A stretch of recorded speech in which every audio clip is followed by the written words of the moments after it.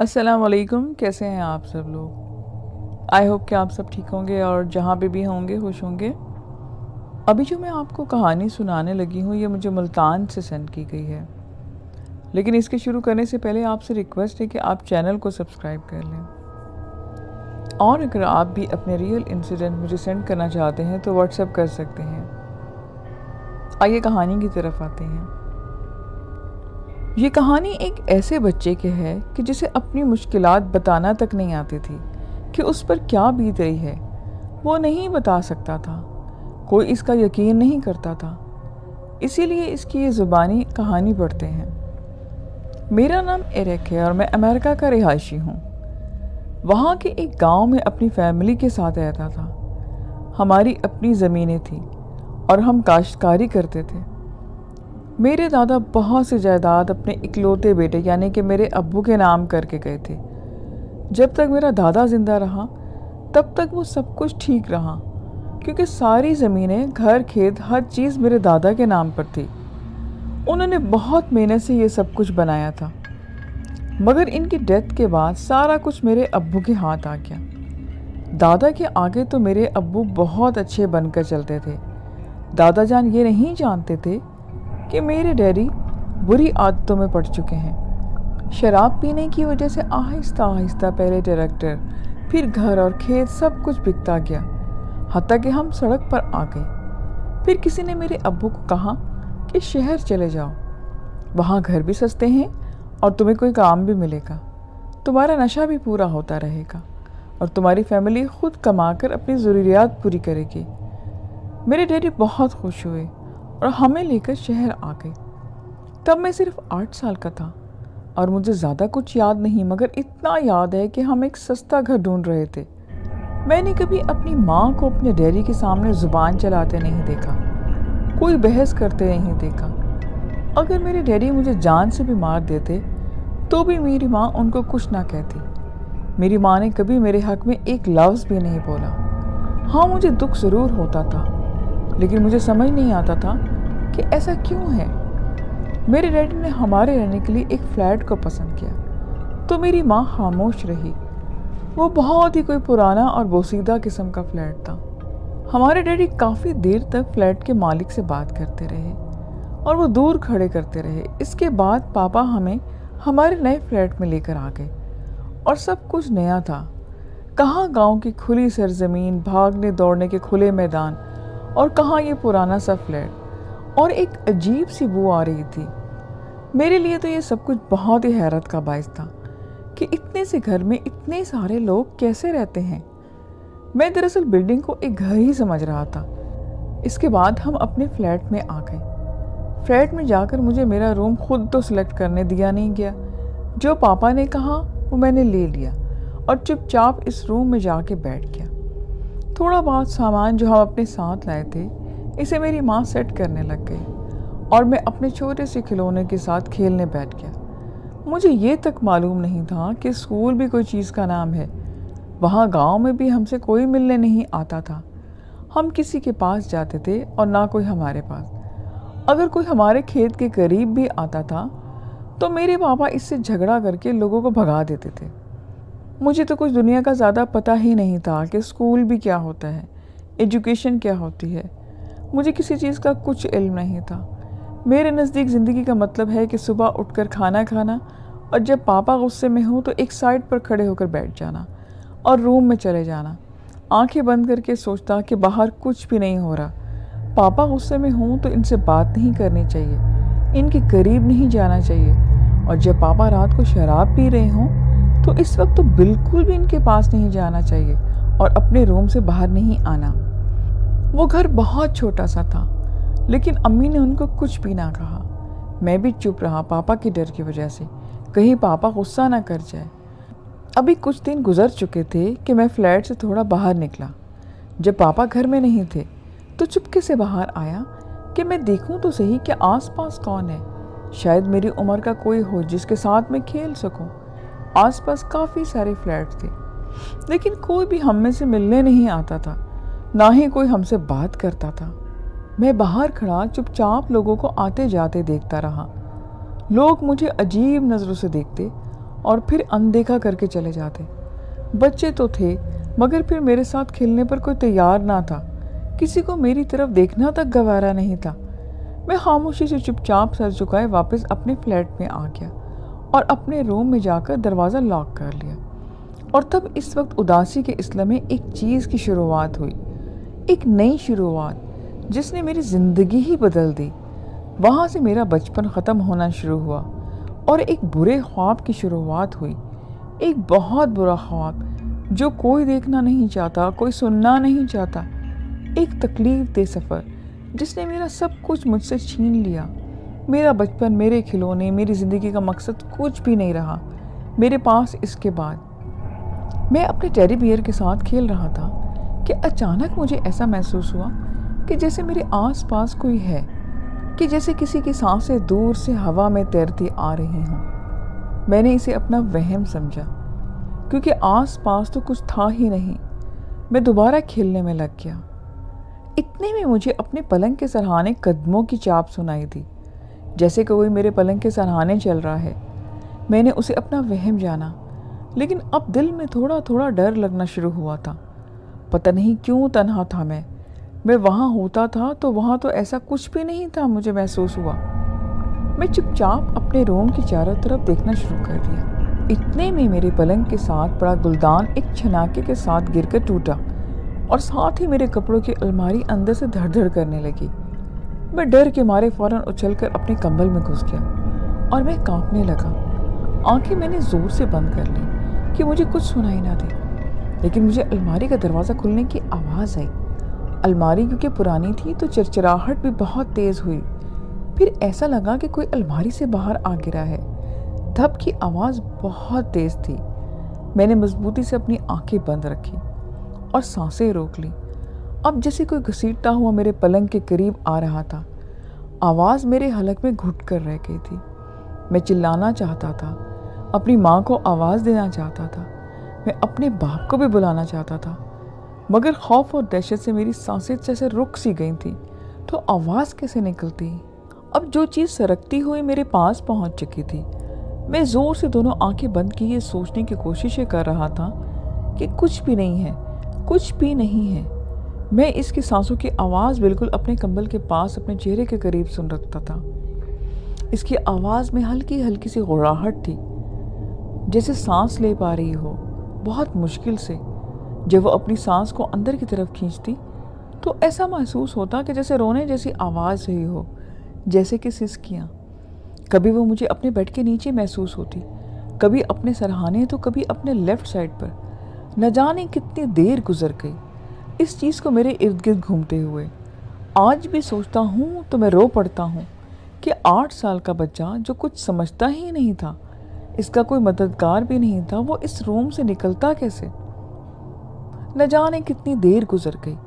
मैं एक ही पोजीशन में लेटा रहा। वक्त का भी कुछ पता नहीं था कि मैं बस बना पड़ा रहा। मुझे लगता था कि ज़रा सा भी हिला तो वो चीज़ मुझे पकड़ लेगी। इसकी अजीब व गरीब आवाज़ें मुझे मुसलसल आ रही थी। मैं बस किसी तरह मम्मा पापा के रूम तक पहुंचना चाहता था। दिल में मैं दुआ मांग रहा था कि एक बार वो मेरे रूम में आ जाए, मगर वो लोग मुझे पहले की तरह मेरे रूम में रात को आने ही नहीं देते थे। तो अब कैसे आते? फिर वो हुआ कि जो मेरी तवक्कात के बिल्कुल ख़िलाफ़ था। किसी ने मुझे बहुत ज़ोर से मेरे कंबल खींचा। बस वही एक पल हिम्मत का था। मैंने तो दौड़ लगा दी, बेड से सीधा उतरा और भागता हुआ तेज़ी से रूम का लॉक खोला। इसी तेज़ी में इस चीज़ ने मुझे पकड़ने की कोशिशें की, मगर पकड़ ना सकी। इसके नेल्स मुझे पता नहीं पर मेरे बाजू में बहुत ज़ोर से चुभे थे, मगर मैंने परवाह नहीं की और दरवाज़ा खोल दिया। मैं तेज़ी से भागने की कोशिशों में लड़खड़ाया, मगर खुद को गिरने से रोका और सीधा मामा के रूम में डोर बजा के टकराया। दरवाज़ा बंद था। दरवाजे का हैंडल नॉब घुमाकर मैंने खोलने की कोशिशें की, मगर वो अंदर से लॉक था। कोई और रास्ता ना पाकर मैंने दरवाज़ा पीटना शुरू कर दिया और साथ ही ज़ोर ज़ोर से पुकारना शुरू कर दिया कि मॉम डैड दरवाज़ा खोलें, वो मुझे मार देगा। प्लीज़ मॉम डैड जल्दी खोलें, हेल्प मी, दरवाज़ा खोलें प्लीज़। मैं अपने रूम की तरफ खौफ की वजह से देख भी नहीं रहा था। मुझे लग रहा था जैसे कुछ भी है वो मेरे करीब आता जा रहा है, कुछ ऐसा जो मुझे निगल लेगा। मेरा मेरे माँ बाप को पुकारना तब बंद हुआ जब किसी की सांसों का धुआं मुझे अपने चेहरे पर महसूस हुआ। मैं तो बिल्कुल सुन पड़ गया और पहली बार वो चीज़ बोली, मगर सांसें वो मेरी पीठ के साथ जुड़ी खड़ी थी और इसका मुंह मेरे कंधे पर था। तुम्हें मर जाना चाहिए। ये वो आवाज़ थी जिसने मेरे रहे सहे औसान भी छीन लिए। शायद मैं गिरता पड़ता दरवाजे तक खाया और मैंने देखे बगैर ही कौन सह टांगों से लिपट गया और बताना शुरू कर दिया।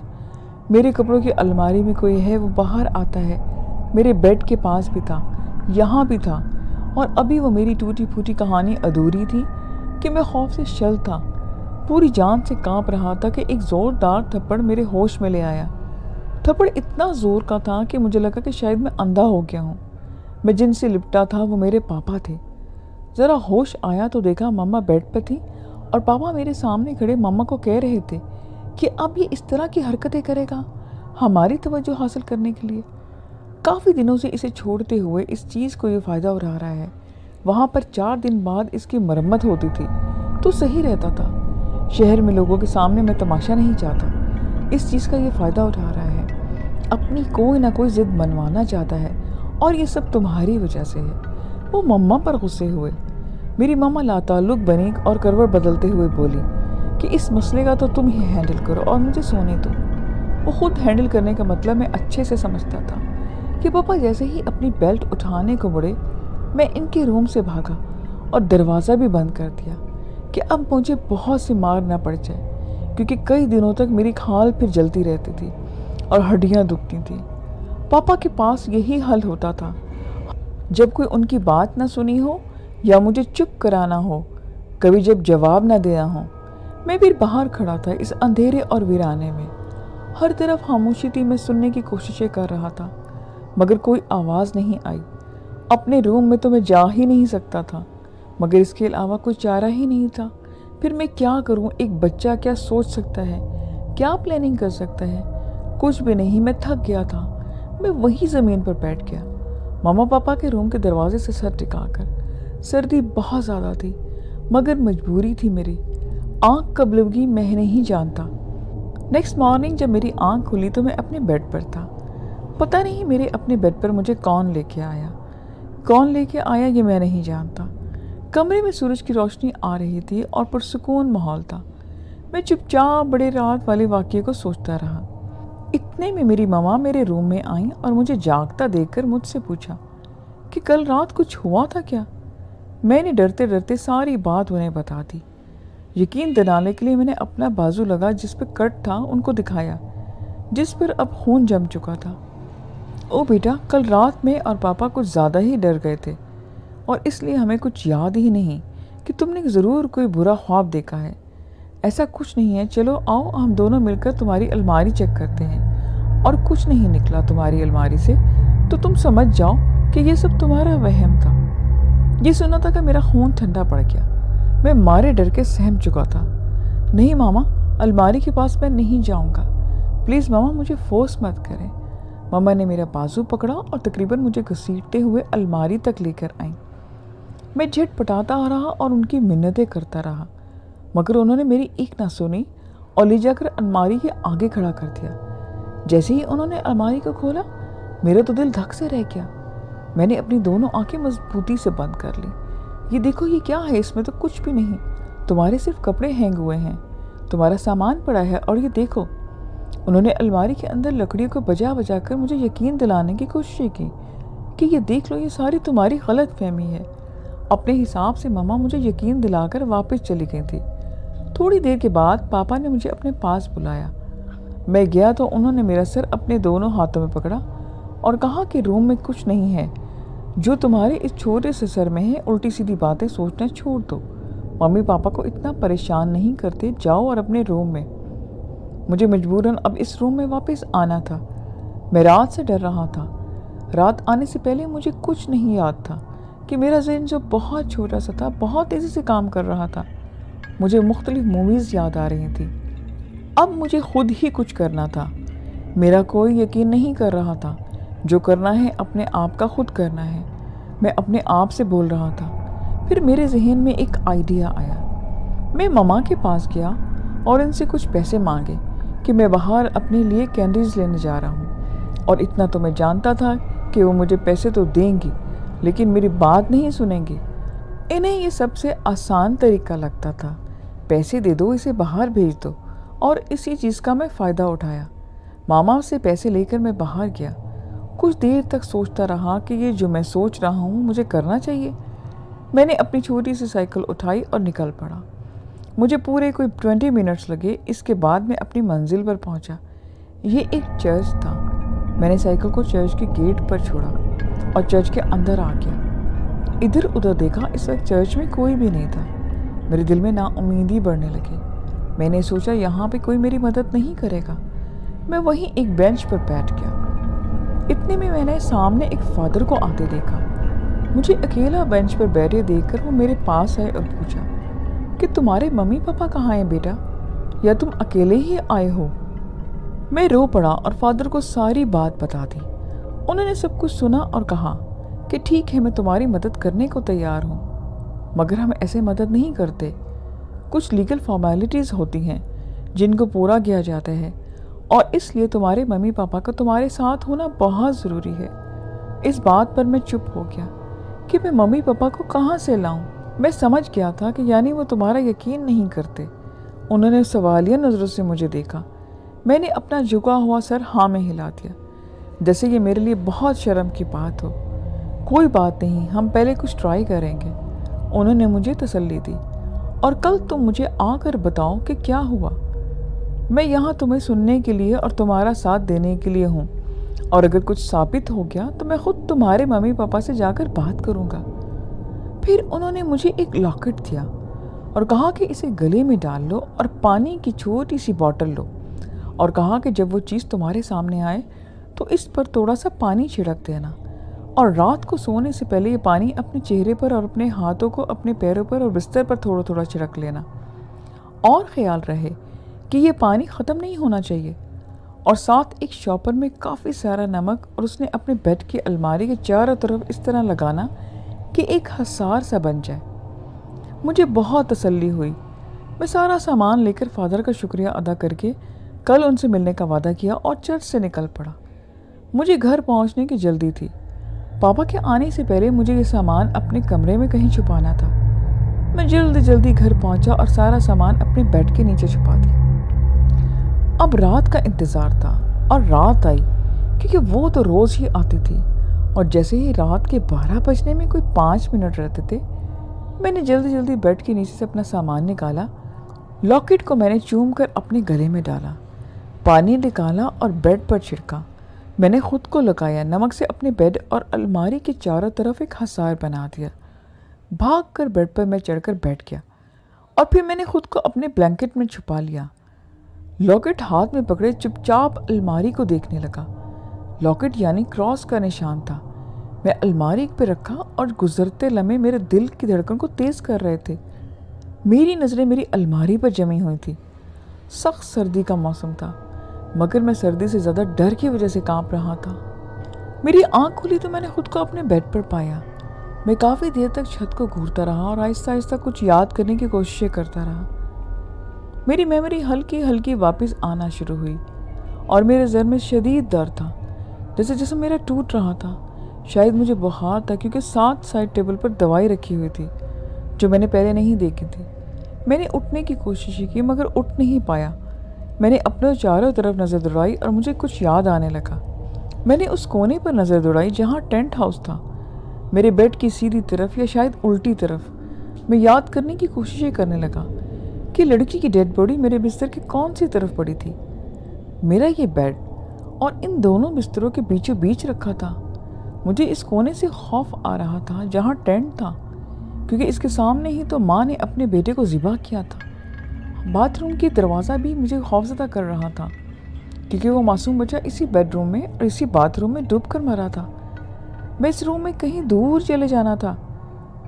मैं अलमारी की तरफ जोर नज़र से देखता, अपनी नज़र दोबारा फेर चुका था। इस अलमारी को देखना नहीं चाहता था, मगर मेरी मजबूरी थी। मैं उठ नहीं पा रहा था।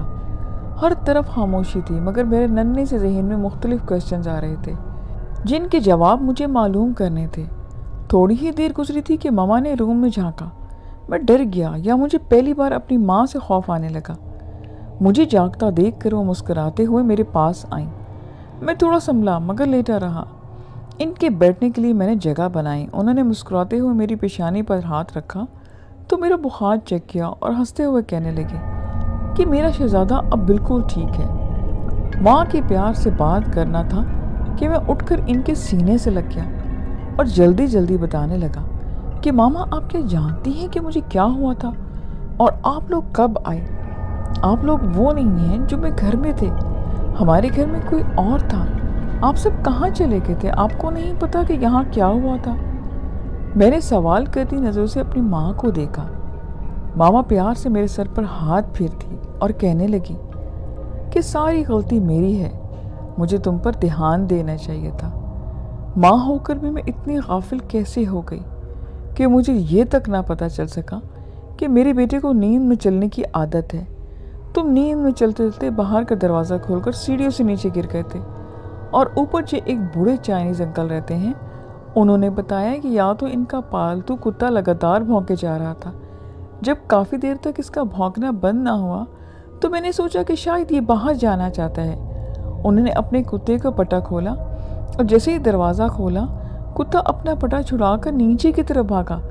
ये इसके पीछे भागे तो इनकी नज़रें तुम पर पड़ी। बहुत अजीब खपती सा इंसान है, अजीब अजीब बातें कर रहा था। वो जाहिल लोग हैं जिनको बीमारी का ये पता नहीं, बस अपने पुराने फ़लसफ़े को लाकर दूसरों का पागल बनाते हैं। खैर इस बात को जाने दो, कल हम तुम्हें डॉक्टर के पास लेके जाएंगे ताकि तुम्हारी ये बीमारी ख़त्म हो जाए। मामा तो चली गई। मैं फादर के पास जाने का सोचने लगा, मगर जाता कैसे। मेरा एक एक जोड़ दुख रहा था, वो बुखार की वजह से था। मुझे टीवी लॉन्च में टीवी की आवाज़ आने लगी। आगे सोफे पर लेटने की मुझे इजाज़त मिल गई थी।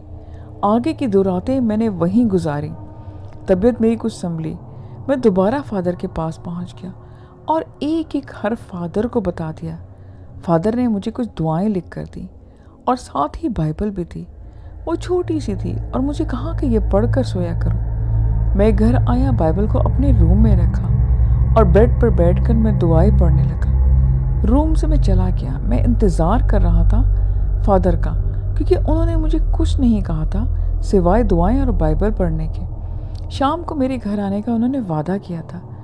अब बस मैं इंतज़ार में था उनके आने का। पापा के आने का वक्त भी होने वाला था। फिर कुछ देर बाद पापा भी आ गए, मगर फादर नहीं आए। मैं नाउम्मीद होने लगा। रात गहरी होना शुरू हो गई थी और मुझे डर लग रहा था। मैं किचन में बैठा मामा को काम करते देख रहा था। दरवाज़ा बजा। मैं भागकर दरवाजे पर आया तो मेरी खुशी की इंतहा ना रही जब मैंने फादर का मुस्कुराता चेहरा देखा। इनके चेहरे पर एक इत्मीनान था, जो इनके चेहरे की मुस्कुराहट और इत्मीनान जाने क्यों मेरे दिल को तसल्ली देता था। सब ठीक हो जाएगा। मैं मुस्कुराता कुछ कहता अपने कंधे पर किसी का हाथ पाया। वो पापा थे। तुम अंदर जाओ, पापा ने मुझे जाने का इशारा किया। मैं चुपचाप चला गया, मगर ध्यान इन्हीं की तरफ लगा था। पापा फादर से कहने लगे, वो टीवी लॉन्च में बैठ चुके थे। वो लोग बहुत आहिस्ता आवाज़ में बातें कर रहे थे। काफ़ी देर तक बातें चलती रहीं। मुझे कुछ सुनाई नहीं दे रहा था, हालांकि मैं दरवाजे से लगकर खड़ा था, मगर सब बेकार था। फिर पापा ने मुझे बुलाया और कहा, आज से तुम्हारी तरबियत का जिम्मा इन पर है और मुझे शिकायत नहीं मिलनी चाहिए। मैं कुछ नहीं बोला क्योंकि मुझे कुछ समझ ही नहीं आया। फिर वक्त गुजरने लगा। मैं छोटी उम्र से ही फादर की तरबियत में आ गया। पहला 1 हफ्ता मुझे चर्च में रहना पड़ा। मैंने फादर को सब बताया, मगर ना जाने क्यों इनका रवैया बदल चुका था। वो बस मुझे बचाव के रास्ते और दुआएं अपने रूम में रहने के लिए चीज़ें देते थे। इस टॉपिक पर वो बात ना करते। कुछ शीशे पर लिखी दुआएं जिन्हें कमरे में लगाना था, मैं बस वही करता रहा जो वो कहते रहे।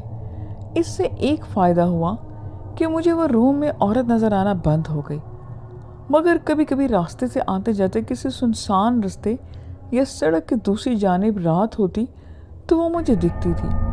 अब इतना समझ चुका था कि वो करीब नहीं आ पाएगी, मगर खौफ साथ साथ चलता रहा। मैं कभी तनाव नहीं रहा। हर वक्त इसकी मौजूदगी मुझे महसूस होती। वक्त इसी तरह गुजरता चला गया। मैं स्कूल गया, फिर कॉलेज स्टार्ट हुआ, मेरे फ्रेंड्स बने, मैं खुश रहने लगा था। मैंने कभी किसी को महसूस नहीं होने दिया कि मेरे साथ क्या प्रॉब्लम है। मेरे साथ और मेरा बचपन भी दूसरों से एक अलग था। एक दिन, वो दिन जब मैं कॉलेज जाते आधे रास्ते से वापस घर आया। मम्मा से फीस के पैसे लेने पड़े मुझे। मैं नीचे उतरा तो बाहर के काउंटर पर जहाँ फ्लैट्स की रजिस्ट्रेशन होती थी, एक जोड़ा खड़ा था। वो लोग हंस हंस कर आपस में बातें कर रहे थे। मैंने जाने लगा था कि मुझे मेरे जूतों का तस्मा खुला नजर आया, जिसको बांधने के लिए मैं झुक गया और शायद मेरा चेहरा झुका हुआ था। तभी इन लोगों ने बेफिक्री से हमें मौजू गुफ्तगू बनाया। मैं सर झुकाए बैठा था कि औरत की आवाज़ आई, ऐसा भी क्या पैसा बचाना कि अपने बच्चे के साथ इस फ्लैट में जाकर रहो जहां इनके आने से सिर्फ एक हफ्ता पहले माँ ने पागलपन में आकर सारी फैमिली को ख़त्म कर दिया और ख़ुद को अलमारी में फांसी लगा दी। मैंने तो उस दिन ही इसके बराबर वाला फ्लैट भी छोड़ दिया था। मुझे बहुत डर लगता था। वो दूसरा शख्स जो सामने खड़ा था, उसने भी उस बातों में हिस्सा लिया। मैंने बताया था सब, मगर फिर भी ये लोग रहने को आ गए और बच्चे की चीख तो हमें भी पता चला कि वो आ रही होती थी और यहाँ शायद फादर भी आते थे। काउंटर पर बैठे अंकल ने कहा कि अजीब ढीठ फैमिली है, सस्ती फ्लैट के चक्कर में बच्चे को आधा पागल बना दिया है। वो लड़का आम लड़कों की तरह नहीं रहा, हर वक्त नफसियाती सा लगता है। अरे ये बेचारा बच्चा, खातून ने बहुत अफसोस से यह बात की और मैं सुन होकर रह गया। यानी कि पहले दिन से वो लोग सब जानते थे, यानी सब कुछ। मुझे इस रूह ने सब कहा था और एक में ला इल्म रहा। मेरी हर तकलीफ, मेरा डर मुझे मार कर चुप कराया गया। मेरा तन्हा रातों को मेरे मामा पापा कमरे में आते और दरवाजे से लगकर मैं सर्दी में उनके पास जाकर सोना चाहता था, मगर मैं अकेला खौफ के बारे दरवाजे के बाद लगा सोता रहता। मुझे इसी कमरे में सुलाया गया। मेरे खौफ, मेरे सब कुछ सच था। मेरी कही कहानी सच थी। मुझे दवाइयाँ खिलाई गई कि मैं नशे में पड़ा सोता रहूं और इस चीज़ का मुझे डराने का मौका ना मिले। नींद में चलने की बीमारी का बहाना बनाया और अपने सुख की खातिर मुझे दोहरी जिंदगी गुजारने पर मजबूर करना मेरा बचपन मुझसे छीना। यहाँ खड़ा हर फर्द इस हकीकत से वाकिफ था और सिर्फ मैं ही अनजान था। मुझे खामोश रहना था क्योंकि इनके मुफाद में ये सही था। मैं टूट चुका था। मुझे नफरत हो गई अपने पेरेंट्स से। इन लोगों से मुझे नफरत खा गई। फादर, वो जिनको मैंने बहुत ट्रस्ट किया, उन्होंने मुझे किसी और ही दुनिया में पहुंचा दिया। मैंने कुछ सोचकर अपना सर उठाया और इनकी तरफ देखा। मैं कॉन्फिडेंस से हंसा। मुझ पर नज़र पड़ते ही वो लोग चौंक गए, मगर मैंने परवाह नहीं की। अपनी जेब से फ्लैट की दूसरी चाबी निकाली और काउंटर पर रख दी। ये पापा को दे देना। ये बात कहकर मैं वहाँ से हमेशा के लिए चला गया। मैंने घर छोड़ा, शहर छोड़ा, अखबार फेंके घरों में, होटल्स में बेबरा बना। रातों को मैंने रेंट पर लेकर टैक्सियाँ चलाईं। दुकानों की दिहाड़ी पर मैंने फर्श साफ किया, लेकिन मैंने मुड़कर अपने उस घर और अपने पेरेंट्स की तरफ नहीं देखा। एक रात में गाड़ी में कस्टमर लेने पहले एक दुकान पर गया। कुछ चिप्स और बियर्स ली, क्योंकि रात को गाड़ी चलाते भूख बहुत लगती थी और सर्दी भी बहुत थी। मैं जैसे ही दुकान के बाहर आया, सामने रोड के इस पार वो खड़ी थी। मुझे वो घूरती हुई, मैंने उसे देखता गया और होश जैसे जाता रहा। मेरा ज़हन बिल्कुल ब्लैंक होता जा रहा था। मेरे हाथों से सारा सामान गिर चुका था, मगर मुझे पता ही नहीं चला। और इस वक्त किसी की गाड़ी का तवाज़ुन बिगड़ा और गाड़ी मुझे उड़ाती हुई निकल गई। मुकम्मल बेहोश नहीं हुआ था मैं, क्योंकि मेरा जहन अभी अंधेरे में था और कभी फिर मेरी आंखें दुनिया को देखने लगती। मुझे मुख्तलिफ़ किस्म की आवाज़ें आ रही थी। ओह गॉड, देखो इसे मर गया, नहीं जिंदा है, जगाने रहो इसे, कॉल करो पुलिस को, एम्बुलेंस बुलाओ। मेरी गाड़ी खुद उलट चुकी थी। मेरी कार में ले चलो, आई एम सॉरी मैन। फिर दिमाग के कुछ पलों से अंधेरा हुआ और जब मैं दोबारा जागा तो वो मेरे चेहरे के करीब बैठी थी, मुझ पर झुकी हुई थी। इसके मुंह से खून की बदबू आ रही थी। इसकी आंखें आज पीले रंग की थीं। बाल खुले मेरे चेहरे के इर्द गिर्द फैले हुए थे। मैं भागना चाहता था, मगर मैं उठ ना पाया। और फिर इसकी आवाज़ मुझे आई, तुम्हें मर जाना चाहिए। फिर मुझे कुछ होश ना रहा। न जाने कितने दिन में बेहोश रहा। डॉक्टर्स के मुताबिक एक्सीडेंट इतना बड़ा नहीं था, बस दिल की धड़कन रुक रुक कर आ रही थी। मैं ये दूसरी बार मौत के मुंह से निकला था। फिर मुझे वो साल में एक बार ज़रूर इन रातों को दिखने लगी, जिस रात इसने कत्ल किए थे और ख़ुद को फांसी लगाई थी। वक्त गुजरा, मैंने शादी की, मेरी 2 बेटियां हैं और मेरी बीवी सब जानती थी। वो घर पर मजहबी अमूर निभाती। मुझे कुछ ना हो, लेकिन अगर मैं सच कहूँ तो वो ना मिलती तो मैं यूं ही दर-बदर रहता। आज मेरी एज 68 ईयर्स है। मेरी बीवी मेरी फैमिली का सुख देकर 6 माह पहले कैंसर से मर गई। मेरी एक बेटी अपने शौहर और बच्चों के साथ मेरे घर पर रहती है, क्योंकि उसे पता है कि पापा का ख्याल रखना है, और ये भी मेरी बीवी का ही मुझ पर एहसान है। हाँ, जब एक बात तो बताना भूल ही गया। मैं जब शादी की थी तो एक बार कॉल करके मैंने अपने पेरेंट्स के बारे में पता किया था, और मुझे पता चला कि मेरे पापा मेरे जाने के कोई 1 माह बाद सीढ़ियों से गिरकर ये दुनिया छोड़ के, और गिरने से पहले उनकी चीखों को सब ने सुना था, गोया किसी से भाग रहे हों। मामा ने शायद मेरे और पापा के चले जाने से सदमे से इसी अलमारी में खुद को फांसी लगा ली। अब जाने खुदकुशी की थी या कुछ और था, मगर मैंने हमेशा अपने बच्चों की हर बात सुनी, क्योंकि मैं जानता था कि सुनना, उनकी तकलीफ़ सुनना और जानना चाहिए। Lady in white. लिसन, ये आज की एक स्टोरी थी जो मैंने आपको सुनाई। आई होप कि आपको अच्छी लगी होगी। फिर नेक्स्ट वीडियो में मिलेंगे न्यू स्टोरीज़ के साथ। अपना ख्याल रखें। मुझे इजाज़त दीजिए। खुदा हाफिज़।